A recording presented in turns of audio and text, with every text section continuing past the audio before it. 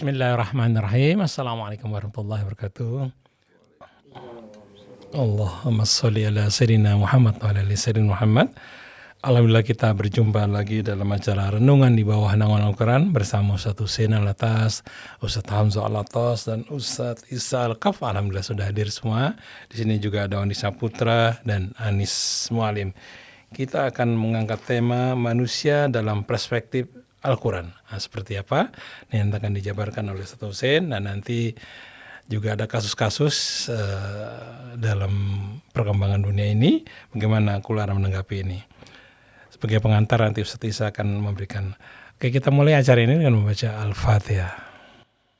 A'udzubillahi minasyaitonirrajim. Bismillahirrahmanirrahim. Alhamdulillahi Rabbil Alamin. Ar-Rahmanir Rahim.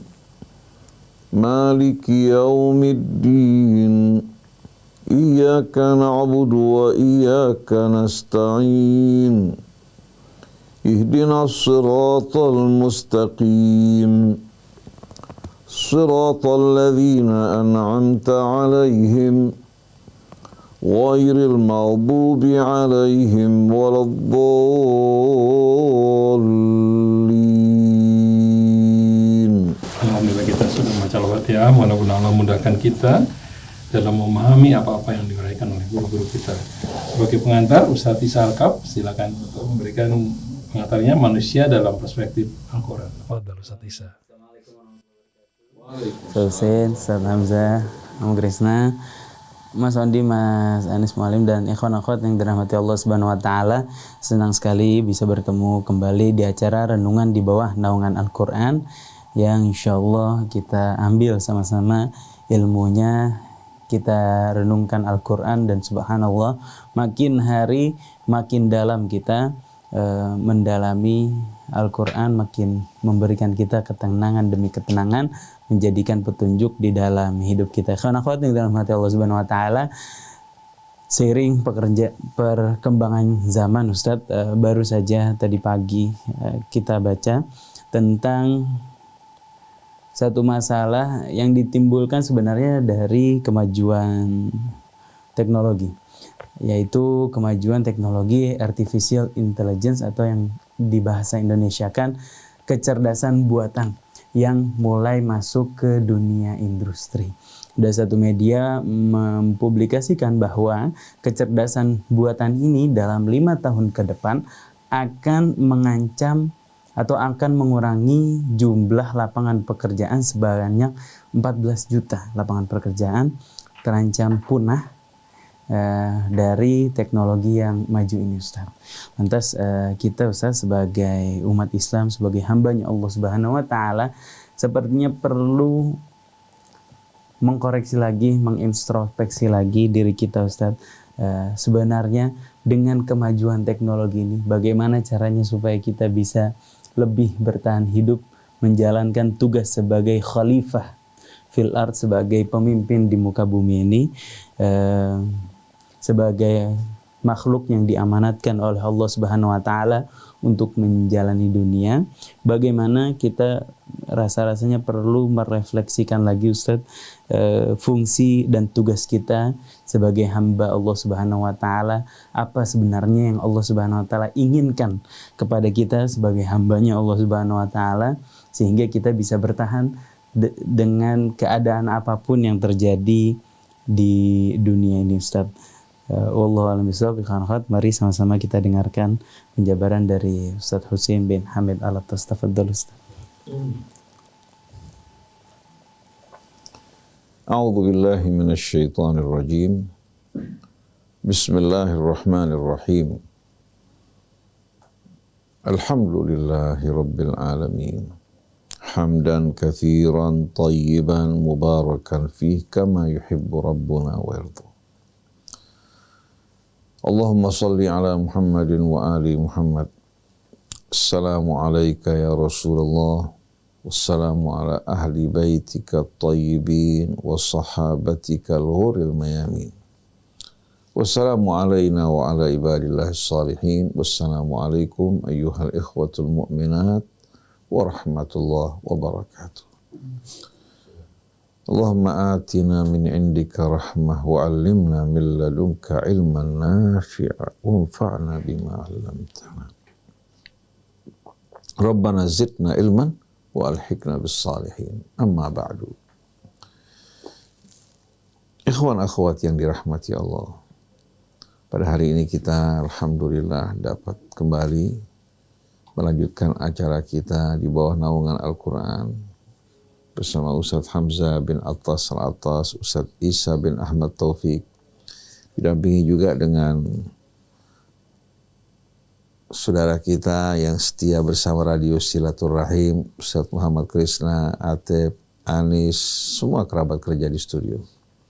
Mudah-mudahan semua usaha kita sepenuhnya betul-betul Allah Subhanahu wa Ta'ala ikhlaskan hati kita untuk Allah Subhanahu wa Ta'ala sepenuhnya, dengan mengharapkan ridha-Nya, bukan menggunakan dakwah sebagai kendaraan untuk dunia kita, tapi sebaliknya kita mempersembahkan dunia kita, hidup kita untuk menyampaikan pesan-pesan Allah Subhanahu wa Ta'ala. Mungkin orang akan mengatakan, bagaimana kebutuhan hidup kamu? Orang yang bekerja untuk Allah Subhanahu wa Ta'ala tidak akan pernah disia-siakan. Seorang yang bekerja dengan seorang konglomerat yang besar, dia merasa aman, mendapatkan fasilitas hidup yang mewah. Apalagi orang yang bekerja untuk Allah Subhanahu wa Ta'ala sebagai Rabbus samawati wal ard ar-Rahman ar-Rahim, masakah Allah akan menyia-nyiakan dirinya? Tapi kita tidak menjadikan dunia sebagai tujuan kita. Karena kita hidup di dunia ini sebagai orang-orang yang sedang mengemban amanat. Kita bercocok tanam dalam kehidupan dunia untuk mendambakan dan mengharapkan hasilnya di hari akhir nanti. Jadi bukan dunia sebagai tujuan hidup kita, dunia hanya sebagai apa? Sebagai sarana, sebagai ladang, sebagai tempat Allah Subhanahu wa Ta'ala menguji kita, hingga terpisah orang-orang yang benar-benar bersyukur kepada Allah dan orang-orang yang ingkar. Pada kesempatan hari ini, insya Allah kita akan berbicara tentang manusia dalam perspektif Al-Quran. Penting sekali kita memahami hal ini, agar kita bisa betul-betul menempatkan diri kita dan manusia pada tempat yang mulia sebagaimana yang dikehendaki Allah Subhanahu wa Ta'ala. Allah berfirman di dalam surah Al-Isra, itu ayat,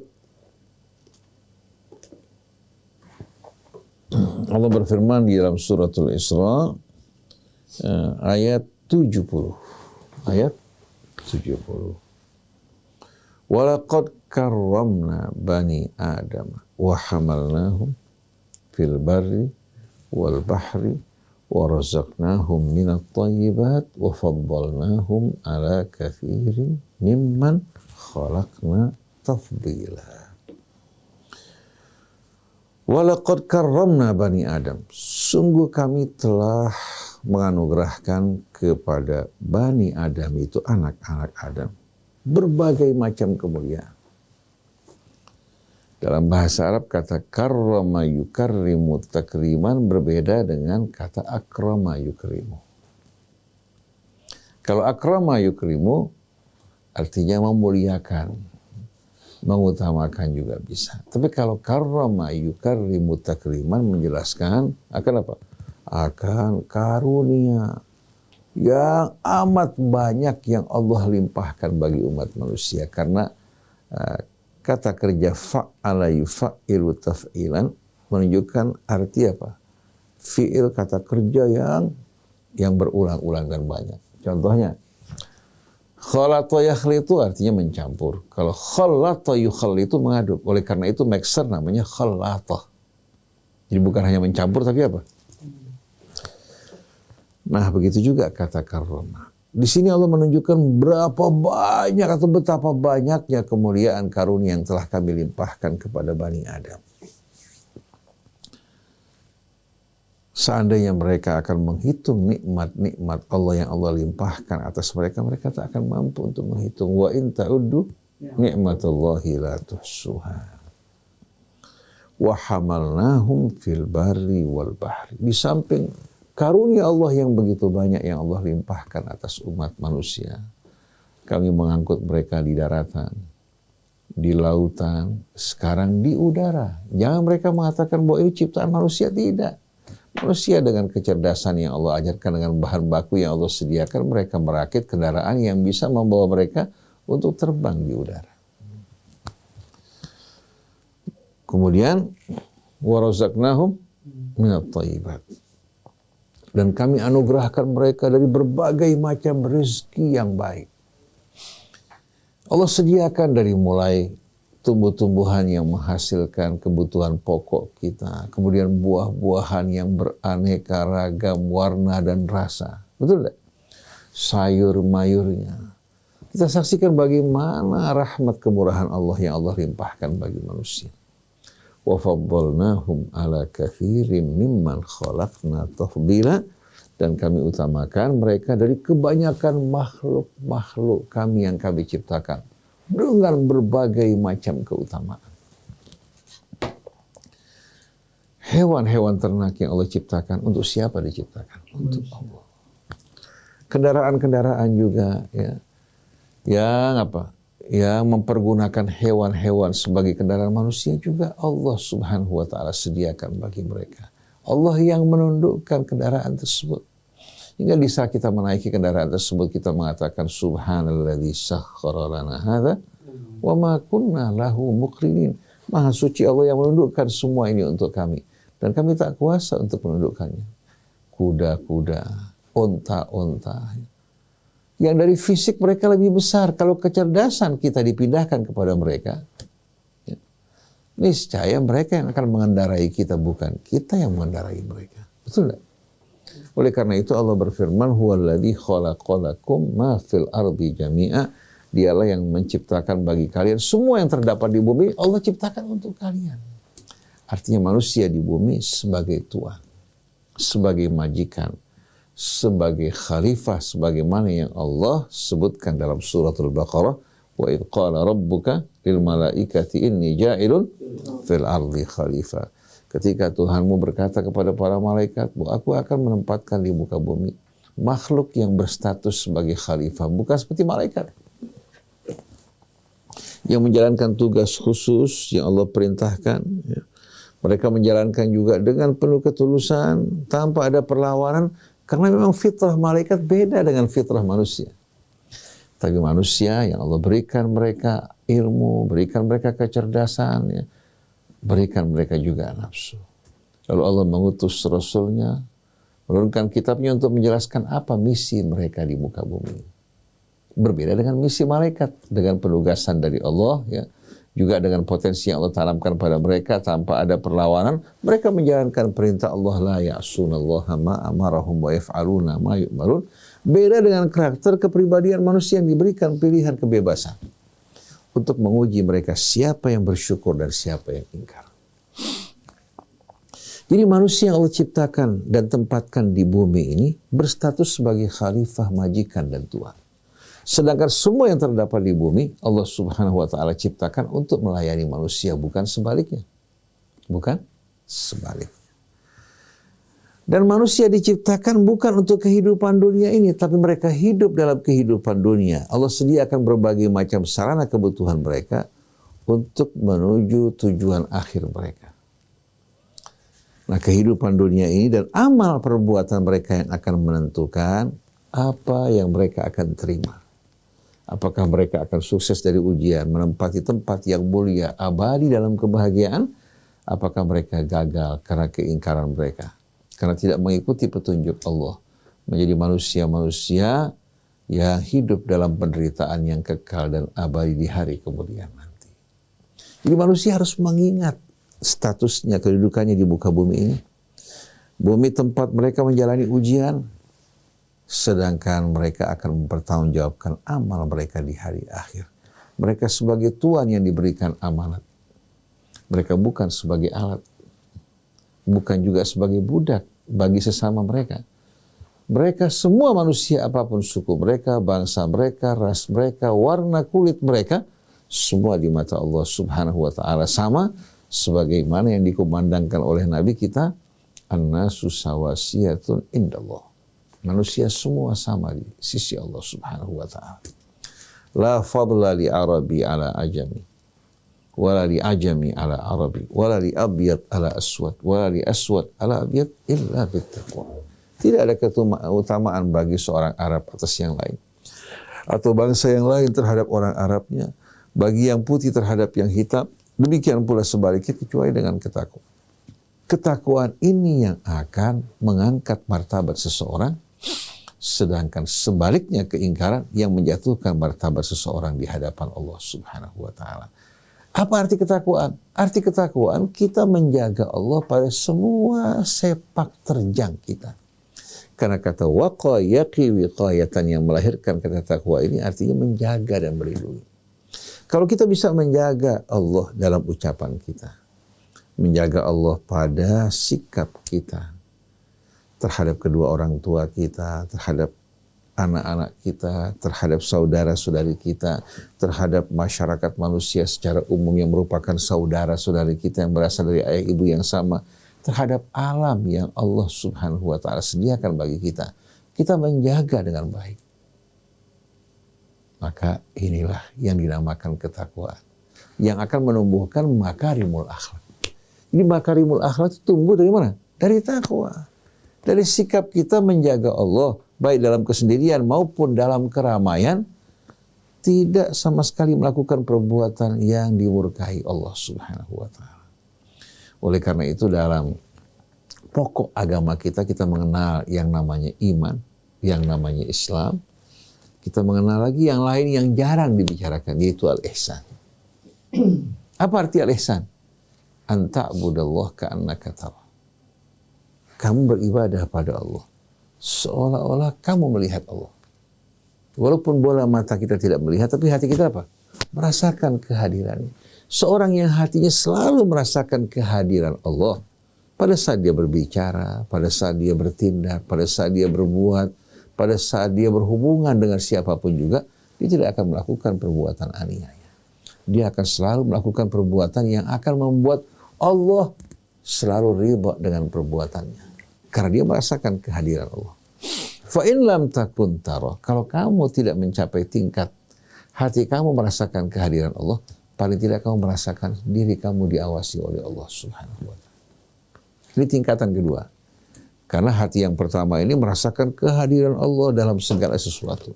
Hingga hatinya selalu memuji Allah, bersyukur kepada Allah, memperhatikan Allah dalam semua gerak-geriknya.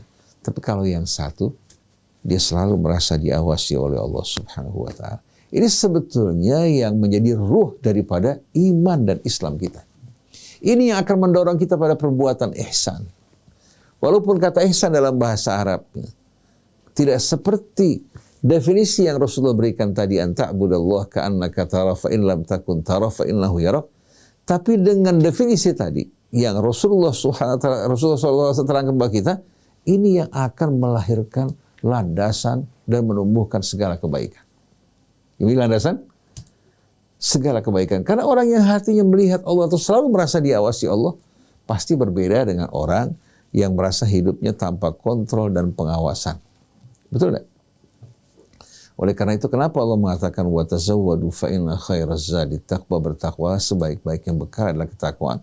Karena ketakwaan yang akan menjaga kita di dunia, akan juga menjaga kita dari adab dan murka Allah di hari kemudian nanti. Hingga Allah berfirman, ya ayyuhalladzina amanu taqullaha haqqa tuqatihi wa la tamutunna illa wa antum muslimun. Ya ayyuhalladzina amanu taqullaha wal tanzur nafsum ma qaddamat lighad wattaqullaha innallaha khabirum bima ta'malun. Dua kali dalam ayat ini Allah mengulangi perintah untuk bertakwa. Karena apa? Ini yang betul-betul akan menjaga, melindungi kita, keluarga kita, dan orang-orang yang kita cintai dari apa-apa yang akan membawa kecelakaan bagi kita di dunia maupun di hari akhir. Nah, bayangkan Ustaz Isa, kalau setiap orang-orang yang beriman hatinya betul-betul merasakan kehadiran Allah atau merasa dirinya diawasi oleh Allah, apa yang akan terjadi? Walaupun dalam kesendirian dia tidak akan bermaksiat pada Allah. Betul gak? Nah, inilah yang perlu betul-betul menjadi perhatian buat kita semua. Nah, setelah kita mendengarkan keterangan Allah, bahwa Allah menempatkan manusia di bumi sebagai khalifah yang diserahkan amanat dan tanggung jawab. Dan ini bukan hanya berlaku untuk kakek dan nenek kita semata, tapi berlaku untuk setiap manusia. Status mereka ini mustakhlafuna fil ard, orang yang diserahkan amanat khilafah di atas muka bumi. Di antara mereka ada yang bersyukur, di antara mereka ada yang ingkar. Huwallazi khalaqakum faminkum wa minkum mu'min. Di antara kalian ada yang kafir, ada yang mukmin. Inna khalaqnal insana min nutfatin amsyajin nabtalihi faja'alnahu sami'an inna hadainahu sabila imma syakiran wa imma kafura. Ya Allah ciptakan manusia, dijelaskan asal usulnya. Allah berikan mereka petunjuk, berikan mereka kecerdasan dan akal, turunkan juga kitabnya, utus rasulnya. Nah, di antara mereka ada yang bersyukur, ada yang ingkar. Nah, masing-masing akan menerima balasan mereka. Kemudian dalam suratul Hujurat Allah menjelaskan bagaimana hubungan di antara sesama manusia sebagai keluarga besar. Manusia bukan diciptakan dari asal usul yang berbeda. Mereka diciptakan dari entitas yang sama. Dari sepasang anak manusia yang melahirkan keluarga besar umat manusia yang bersuku-suku dan berbangsa-bangsa sebagaimana firman Allah, ya ayyuhan nas inna khalaqnakum min dzakarin wa untha, wahai manusia kami telah menciptakan kalian dari pasangan pria dan wanita. Wa ja'alnakum syu'uban wa qabaila. Kami jadikan kalian berbangsa-bangsa, bersuku-suku, beraneka rupa, beraneka warna, beraneka juga bahasa. Tujuannya bukan untuk membiarkan sebahagian manusia menindas sebahagian yang lain, tidak. Bukan membiarkan yang kaya ya, memperbudak yang miskin, yang kuat juga menganiaya yang lemah. Tapi Allah katakan tujuan dari semua ini lita'arafu, agar kalian saling mengenal. Dengan adanya ta'aruf akan melahirkan apa? Akan melahirkan tarahum di hati mereka. Karena mereka saling mengenal bahwa mereka merupakan keluarga besar yang berasal dari ayah ibu yang sama, yang sedang menjalani ujian yang sama. Lahir tarahum, lahir juga ta'awun, kerjasama. Dengan sendirinya, seorang mukmin tidak akan mungkin menganiaya saudaranya. Tidak akan mungkin membiarkan dia dalam kebutuhan, kesusahan diabaikan. Al-mu'min akhul mu'min, la yadhlimu. Seorang mukmin saudaranya, orang yang beriman, tidak akan menzaliminya, wa la yakhdhuluhu. Di saat dia dalam kesusahan, tidak mungkin akan ditinggalkan. Nah, atas dasar ini, Allah Subhanahu wa ta'ala membangun hubungan di antara sesama manusia yang diciptakan dari asal usul yang sama, dari sepasang ayah ibu yang terhubung dan terikat dengan ikatan rahim yang begitu indah. Allah Subhanahu wa ta'ala terangkan bahwasannya rahmat Allah akan diberikan pada mereka-mereka yang jiwanya penuh dengan rahmat. Inna rahmatullah qaribun minal muhsinin. Nabi juga mengingatkan irhamu man fil ardi yarhamkum man fis sama. Man la yarham, la yurham. Oleh karena itu Allah Subhanahu wa ta'ala perintahkan kita di muka bumi ini untuk betul-betul menjalankan tugas amanat yang Allah perintahkan. Perintah yang umum yang sering diulang oleh Allah, wa'budullaha wa la tusyriku bihi syai'a wa bil walidaini ihsana wa bidzil qurba wal yatama wal masakin wa qulu lin-nasi husna wa aqimus shalah wa qulu lin-nasi husna wa aqimus shalah wa atuz zakah wa'budullaha wa la tusyriku bihi syai'a wa bil walidaini ihsana wa dzil qurba wal yatama wal masakin wa qulu lin-nasi husna. Dalam ayat yang lain, wa'budullaha wa la tusyriku bihi syai'a wa bil walidaini ihsana wa bidzil qurba wal yatama wal masakin wal jari dzil qurba wal jaril junubi was sahibi bil jambi wa ibnis sabil wa ma malakat aymanukum. Innallaha la yuhibbu man kana mukhtalan fakhura. Alladzina yabkhalun wa ya'muruna an-nasa bil bukhli wa a'tadna lil kafirina adzaban muhina. Kita lihat bagaimana perintah Allah di sini. Bukan membiarkan manusia yang kuat berbuat semena-mena, yang kaya juga memperlakukan mereka-mereka yang lemah di bawah kendali mereka. Tapi perintah Allah, wa'budullaha wa la tusyriku bihi syai'a. Sembahlah Allah. Dan jangan kalian persekutukan Allah dengan sesuatu. Wa bil walidaini ihsana. Terhadap kedua orang tua kita, ayah ibu kita. Baik mereka beriman, mereka tidak beriman, Allah wajibkan kita untuk bersyukur atas kebaikan mereka, memperlakukan mereka dengan cara yang baik dan mulia. Setelah itu wabibil qurba, dan kerabat-kerabat kita yang terdekat, perhatikan mereka. Jangan yang jauh kita perhatikan, yang dekat kita lupakan. Wal yatama wal masakin, anak-anak yatim, orang-orang yang miskin. Wal jari bil qurba, tetangga kita yang dekat. Wal jaril junub, tetangga kita yang jauh. Wassahibi bil jambi, itulah teman dekat kita. Wabnis sabil, anak-anak yatim. Wama malakat aimanukum, hamba-hamba sahaya kalian. Innallaha la yuhibbu man kana mukhtaran fakhura. Allah paling tidak menyukai orang-orang yang bangga diri dan bersikap angkuh. Mukhtaran fakhura, yang angkuh lagi bangga diri. Alladzina yabkhalun, mereka yang kikir. Wa ya'muruna an-nasa bil bukhli, juga mengajak manusia kepada perbuatan yang kikir. Wa yaktumuna ma atahumullahu min fadli, mereka menyembunyikan apa yang Allah berikan buat mereka dari karunia-Nya. Wa atadna lil kafirina adzaban muhina, kami sediakan bagi orang-orang kafir azab yang akan menghinakan mereka. Ini pesan-pesan Allah kepada kita semua sesama manusia, agar kita saling bekerja sama, menolong, dan saling memuliakan satu dengan lainnya. Dan ini dibuktikan oleh Nabi kita Muhammad SAW ya, dari masyarakat yang beliau bina. Sebelum Nabi datang ke Mekah, begitu pula ke Madinah. Masyarakat jahiliyah pada saat itu terbagi-bagi pada kasta-kasta yang bertingkat-tingkat. Ada kasta yang mulia di atas, seperti suku Quraisy ya, dan suku-suku yang besar. Ada kasta yang berada di bawahnya, yang jumlah keluarga mereka tidak banyak, ya, harta mereka sedikit. Ada lagi kasta yang lebih rendah lagi, sampai kepada kasta hamba sahaya dan budak, yang bekerjanya hanya membersihkan kotoran-kotoran, baik itu kotoran-kotoran keledai mereka, memandikan mereka, tidak pernah mendapatkan status yang baik dan terhormat. Mereka makan dipisahkan, makan mereka juga dibedakan. Jadi perlakuan yang betul-betul memperlakukan mereka bahkan lebih rendah daripada apa? Daripada hewan-hewan ternak mereka maupun kendaraan mereka. Karena mereka yang memandikan kendaraannya, mereka yang membersihkan kotorannya. Bayangkan, datang Nabi kita Muhammad SAW mengajak mereka untuk beriman pada Allah. Mengajak mereka untuk betul-betul apa?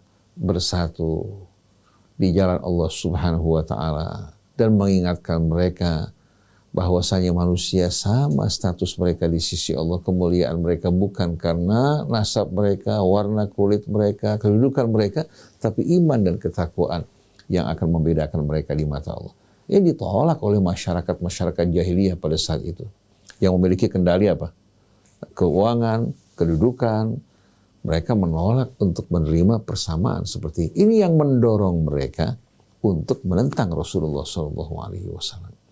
Tapi kalau seandainya Rasul membiarkan status mereka pada saat itu sama seperti pada masa jahiliyah, saya kira pada saat itu mereka tidak akan menentang Nabi kita Muhammad SAW. Mereka sudah menikmati kedudukan yang istimewa, berbeda dari orang-orang di bawah mereka, tentu akan disamakan dengan hamba-hamba sahaya mereka. Usaha Nabi begitu berat, berhadapan dengan tantangan penolakan mereka, tapi Nabi tidak berputus asa. Allah kasih subhanallah, waktu 13 tahun berlalu di Mekah menghadapi ujian yang berat, beliau hijrah ke Madinah sampai di Madinah. Ternyata Rasulullah SAW berhasil menghentikan peperangan yang berkecamuk di antara Aus dan Khazraj, mempersaudarakan orang-orang yang beriman. Subhanallah, Salman Al-Farisi dipersaudarakan dengan Abu Darda. Bilal juga dipersaudarakan dengan pemuka Quraisy. Pada saat itu mereka tidak lagi merasa apa? Risih atau minder. Dari mulai di Mekah bagaimana Rasul memperlakukan Bilal, memperlakukan kaum Mawali. Begitu pula di Madinah. sampai akhir hayat tidak pernah terjadi perubahan. Bilal dari orang yang tidak memiliki nasab mulia menjadi seorang yang berkedudukan tinggi di dunia maupun di akhirat. Oleh karena itu kaum muslimin sekarang walaupun orang-orang terkemuka memanggilnya Sayyiduna Bilal. Padahal siapa yang kenal Bilal sebelum Rasulullah datang dan diutus? Sekarang Bilal melahirkan nasab yang mulia. Nanti kalau seandainya orang dikatakan keturunan dari Bilal bin Rabah, orang akan muliakan diri. Betul tidak? Keturunan dari Salman Al-Farisi atau Suhaib Rumi atau keturunan fulan, walaupun dulunya mereka kalangan mawali, tapi mereka meninggalkan betul-betul peninggalan yang amat mengharumkan mereka dan anak keturunan mereka di saat mereka beriman pada Allah Subhanahu wa taala. Jadi bukan apa? Bukan nasab yang memuliakan seseorang, tapi iman dan ketakwaan kepada Allah. Nah, ini yang dilakukan Rasulullah dengan pengorbanan. Bukan hanya sedikit pengorbanan Rasulullah, bukan hanya perasaan, tapi penderitaan yang bermacam-macam, darah yang tumpah untuk menegakkan keadilan ini dan meruntuhkan tatanan jahiliyah. Tapi tidak lama kemudian setelah Nabi kita wafat, masa-masa Khulafa ar-Rasyidin juga ya telah berakhir, bergantilah dengan kerajaan yang diwarisi dan digigit dengan keras. Mulai sunnah-sunnah Rasulullah SAW berubah.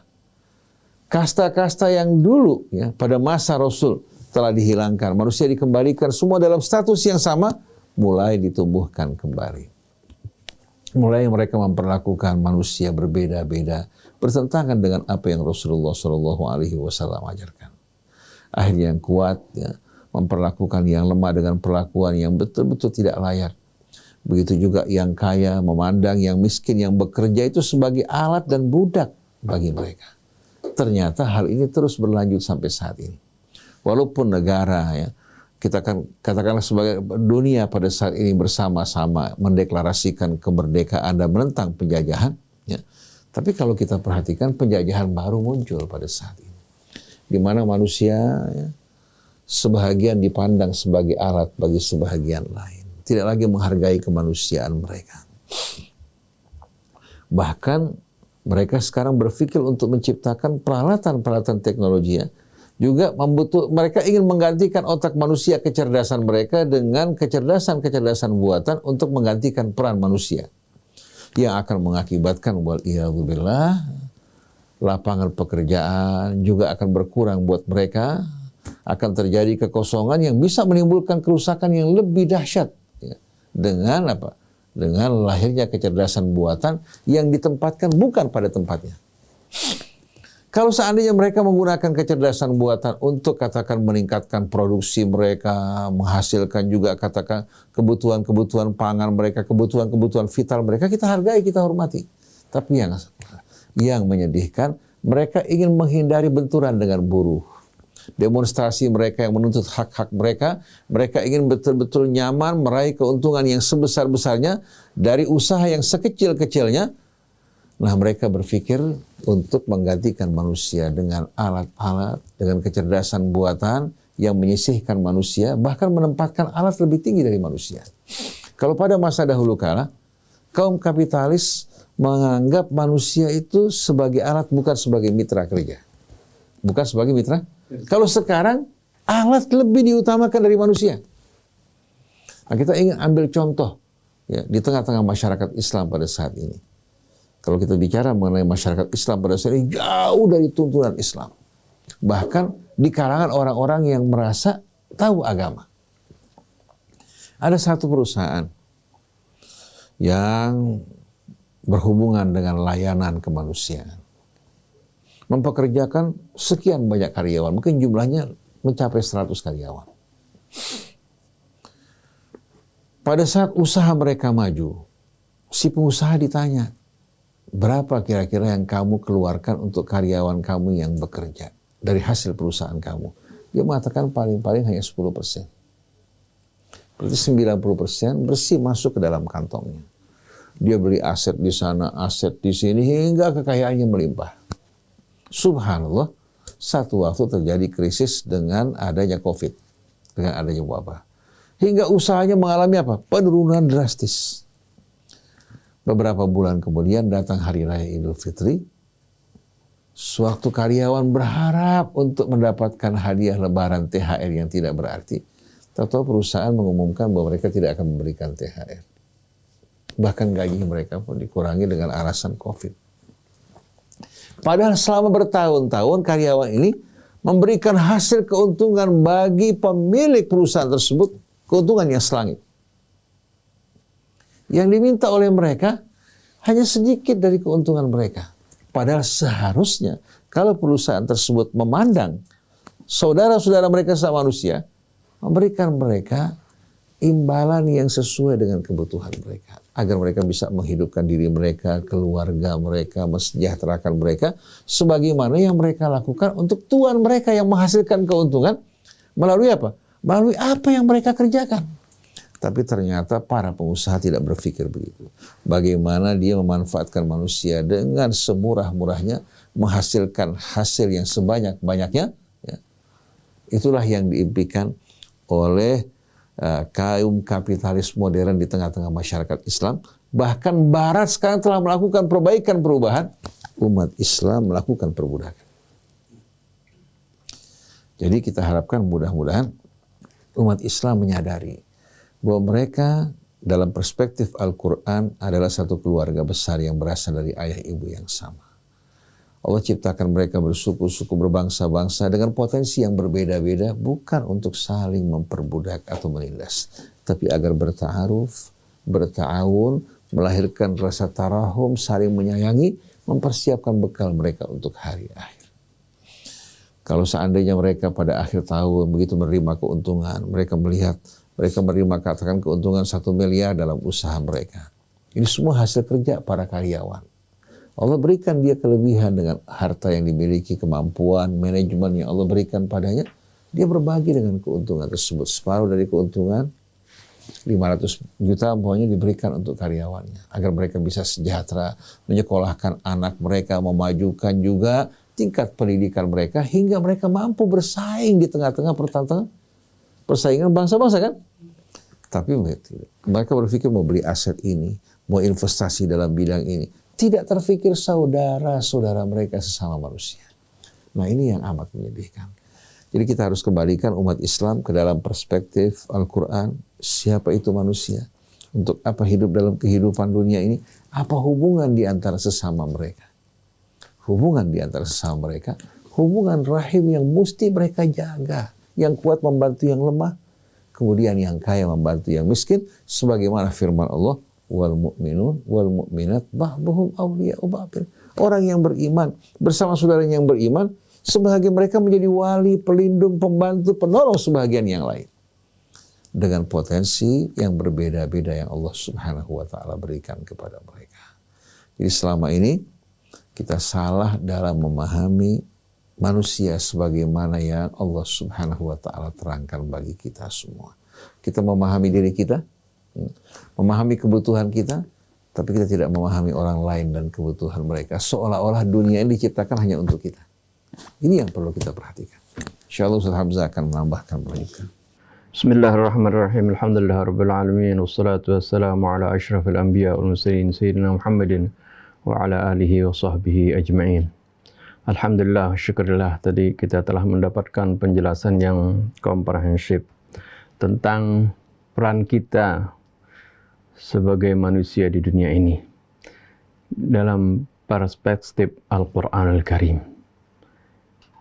Peran kita manusia, kalau dilihat dari Al-Quran Al-Karim, kalau kita mengacu dengan acuan Al-Quran Al-Karim, akan jelas sekali, akan tergambar sekali, begitu jelas peranan kita sebagai manusia di dunia. Allah subhanahu wa ta'ala telah ciptakan manusia ini di dunia ini sebagai khalifatullah, sebagai khalifah fil ardh. Apa makna khalifah di sini? Ini mengandung makna yang begitu dalam, yang begitu luas. Kata khalifah di muka bumi ini artinya Allah subhanahu wa ta'ala berikan kepada manusia ini potensi yang begitu besar Oleh karena itu Allah bekali manusia ini dengan ilmu pengetahuan, dengan kemampuan untuk memahami sesuatu. Wa 'allama Adam al-asma'a kullaha. Allah berikan manusia ini juga kebebasan untuk berkehendak. Ya, tidak seperti makhluk Allah, malaikat, yang Allah Subhanahu wa Ta'ala ciptakan dengan tugas-tugas yang spesifik, tugas-tugas tertentu. Tapi manusia Allah Subhanahu wa Ta'ala berikan kemampuan, kafa'ah, Allah berikan potensi, Allah berikan juga kebebasan untuk berkreasi, untuk berkehendak. Inilah fungsi sebagai khalifah. Jadi nanti ketika di dunia Allah Subhanahu wa Ta'ala berikan kebebasan manusia untuk berperan ya, sebagai khalifah ini dengan kebebasannya. Akan tetapi juga Allah Subhanahu wa Ta'ala ingatkan, di samping itu Allah Subhanahu wa Ta'ala berikan tadi kebebasan, potensi, dan bahkan Allah Subhanahu wa Ta'ala tundukkan apa yang ada di langit maupun ada di bumi untuk kepentingan manusia.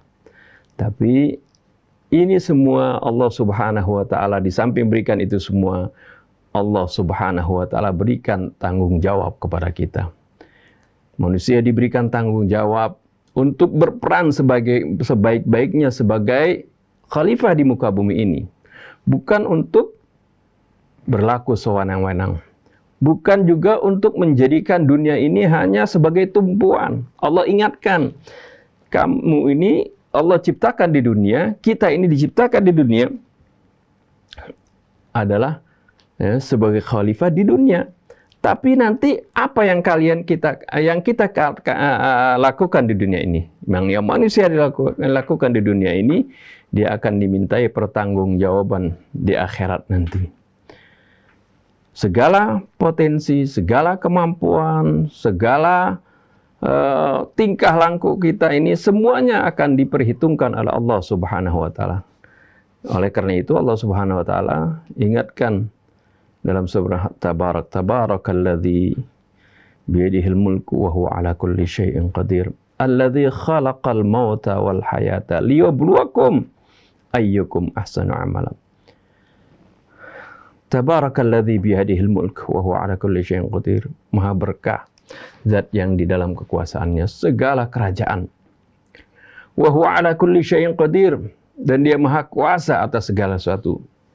Manusia dia ingatkan, walaupun manusia diberikan potensi yang begitu besar, diberikan kemampuan, diberikan ilmu pengetahuan, bisa mencapai suatu taraf yang sampai saat ini begitu mengagumkannya kemampuan manusia. Tapi diingatkan, ini adalah pemberian Allah. Ini Allah yang maha kuasa, itu Allah Subhanahu wa Ta'ala. Peran kalian adalah, Allah ingatkan, Allah ciptakan al-mauta wal hayat, kematian dan kehidupan. Liyabluwakum, tujuannya adalah untuk menguji kalian. Ayyukum ahsanu amala, siapa di antara kalian yang terbaik amalnya.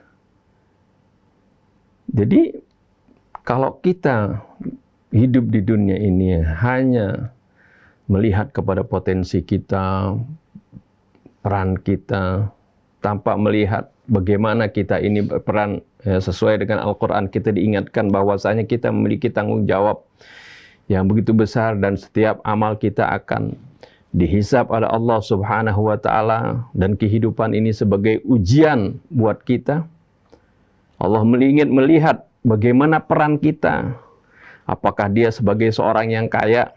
Allah akan lihat bagaimana peran dia sebagai seorang kaya. Benar-benarkah dia siapkan kehidupannya, kekayaan ini untuk bekal dia di akhirat?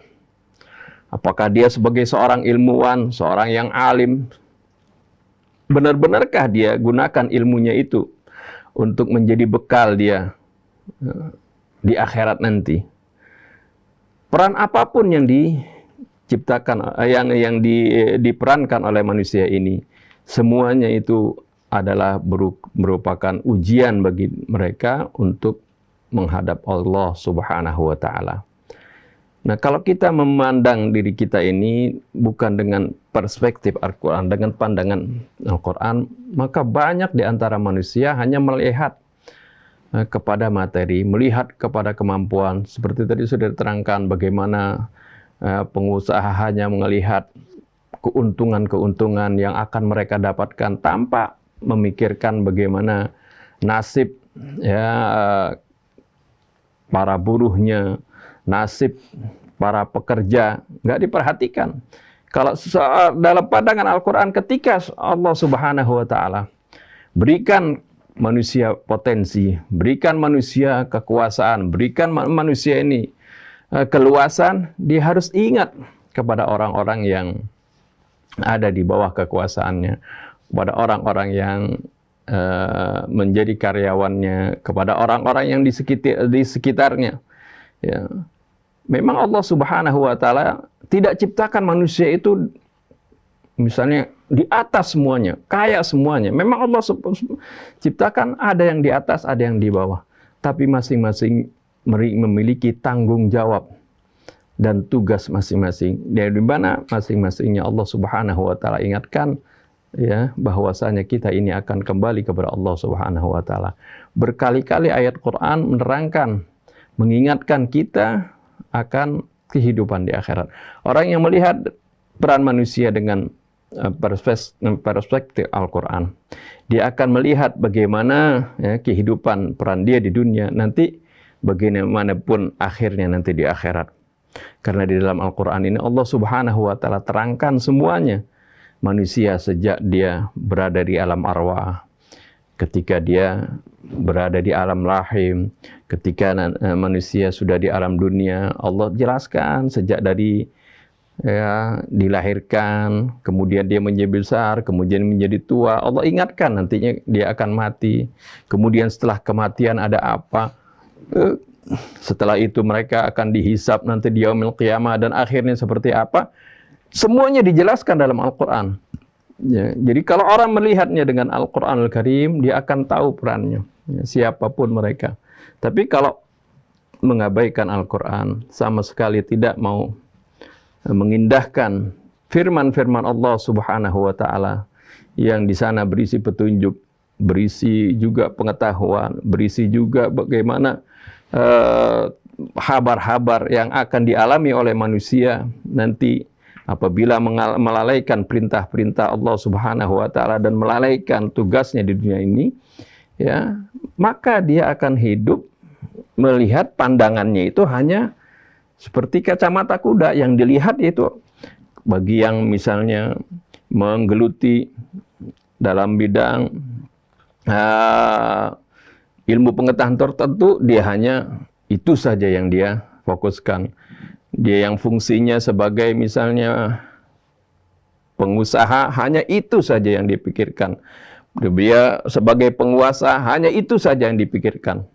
Bagaimana caranya dia mendapatkan kekuasaan seperti itu. Walaupun itu melanggar ketentuan-ketentuan Allah, ketika dia jadi pengusaha, bagaimana dia akan menimbun harta sebanyak-banyaknya tanpa mengendahkan ketentuan Allah. Itu kalau dia hanya ya memiliki pandangan yang sempit. Tapi kalau orang yang diterangi dengan keimanan dan di bawah naungan Al-Quranul Karim, dia memiliki ya perspektif dan pandangan yang begitu luas, sehingga dia tahu, dia sadar bagaimana peran dia sebagai manusia yang Allah sebutkan sebagai al-insan. Di dalam Al-Quran Allah sebutkan nama kita ini disebutkan bermacam-macam. Ada sebagai bashar, ada sebagai insan. Ya. Ini adalah menunjukkan bagaimana peran kita, ya, makna ini menunjukkan kepada peran kita di dunia ini, ya, yang mana di samping kita ini sebagai manusia yang bersifat jasadi, ya, memerlukan makan, memerlukan minum, memerlukan kebutuhan-kebutuhan yang bersifat jasadi dan hewani, tapi juga kita adalah manusia yang disebut insan, makhluk sosial, yang tidak bisa kita hidup sendiri. Kita memerlukan saudara kita, teman kita, lingkungan kita untuk berinteraksi dengan baik di dalam peran kita sebagai manusia. Ini semuanya diterangkan oleh Allah Subhanahu wa Ta'ala di dalam Al-Quran, Tiada lain adalah untuk mengingatkan kita bagaimana kita menjadi khalifah di muka bumi ini dengan sebenar-benarnya sesuai dengan petunjuk Allah Subhanahu wa taala. Allah alam. Insyaallah jazakumullah khair. Tambah sedikit. Seperti yang saya katakan, bisa diungkapkan dalam hadis Nabi kita Muhammad sallallahu alaihi wasallam, la yu'minu ahadukum hatta yuhibba li akhihi ma yuhibbu li nafsihi. Sering orang menerjemahkan hadis ini tidak sempurna iman seseorang. Saya bertanya-tanya, dari mana tambahan sempurna? Padahal nafi ditujukan pada kata kerjanya. Tidak beriman seseorang dari kalian hingga dia mencintai bagi saudaranya apa yang dicintai buat dirinya. Jadi kalau dia seorang mukmin, dia bukan hanya berpikir tentang dirinya, tapi berpikir bagaimana juga kalau dia maju ke saudaranya. Dia sejahtera, dia juga mensejahterakan saudaranya. Dia hidup dalam kenikmatan, dia ingin juga membuat orang lain sama. Hingga para sahabat Rasul di saat mendapatkan kebaikan, dia menginginkan sahabat-sahabat yang lain juga menerima hal yang serupa.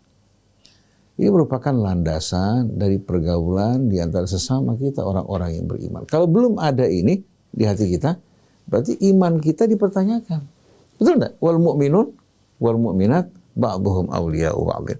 Oleh karena itu kebijakan yang harus diambil oleh para pemimpin Islam dalam kebijakan-kebijakan mereka dalam berbagai macam aspek kehidupan adalah yang melindungi umat dan kesatuan mereka agar mereka dapat bekerja hidup secara harmoni. Contohnya dengan kemajuan teknologi, kalau umat Islam atau masyarakat bangsa kita tidak mendapatkan pendidikan, mereka akan tersisih. Kalau tidak menjadi pengangguran, menjadi budak-budak, kuli-kuli angkut, ya, seperti pada masa-masa Belanda, bahkan lebih mengerikan daripada pekerja rodi pada masa Belanda. Dulu pekerja rodi dengan segala suka duka mereka bisa menerima, menabung, dan bisa membeli apa? Rumah, bisa membeli tanah mereka. Itu merupakan isu yang dipergunakan oleh kita untuk berhadapan dengan Belanda. Pekerja rodi, padahal orang-orang dulu ya, bercerita bahwa pada masa Belanda itu masa normal, zaman normal.